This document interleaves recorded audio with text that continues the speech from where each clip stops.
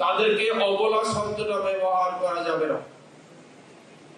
এই শব্দগুলা অপমানজনক। এবং আমাদের মধ্যে একটা জিনিস আমরা তৈরি করবো, এই প্রথম আমরা এই জিনিসটা চালু করবো, এটা বাধ্যতামূলক।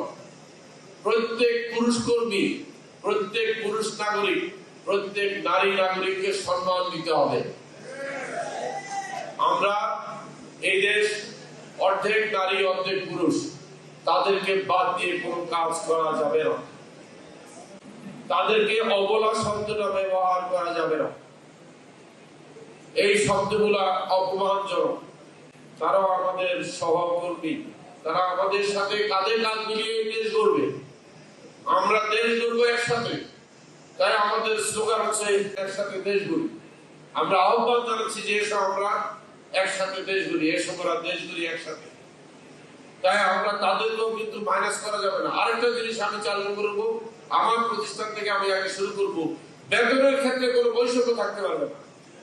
সমান বেতন দিতে হবে নারী পুরুষকে। শ্রমিকদের ক্ষেত্রে এটা অনেক সময় দেখা যায়, অনেক শিল্প কলকারখানায় দেখা গেছে নারী শ্রমিককে কম বেতন দেওয়া হয়, পুরুষ শ্রমিককে বেশি বেতন দেওয়া হয়। এই সিস্টেমকে বন্ধ করতে হবে।